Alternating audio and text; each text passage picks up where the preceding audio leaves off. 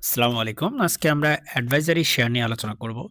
যারা স্টার্টআপ বাংলাদেশ বা startup global দেখে থাকেন বা যারা স্টার্টআপ ওয়ার্ল্ড এর সাথে জড়িত, তারা অবশ্যই এই শব্দটার মিনিং জানেন।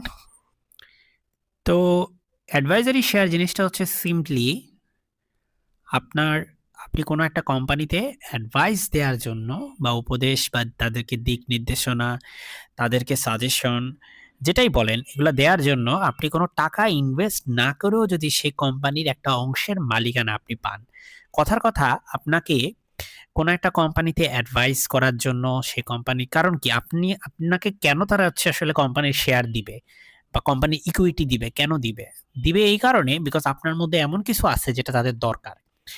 সো হয়তো আপনার মধ্যে হচ্ছে এই নলেজটা আছে, সেলস এর নলেজ আছে, আপনার মধ্যে মার্কেটিং বা স্কেলেবিলিটি নলেজ আছে বা আপনি হচ্ছে প্রোডাক্টের ওই প্রোডাক্ট নিয়ে আগেও কাজ করছেন। অনেক কারণ থাকতে পারে আপনাকে তারা হায়ার করার।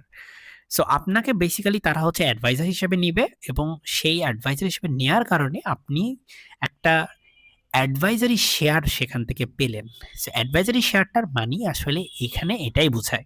ঠিক আছে?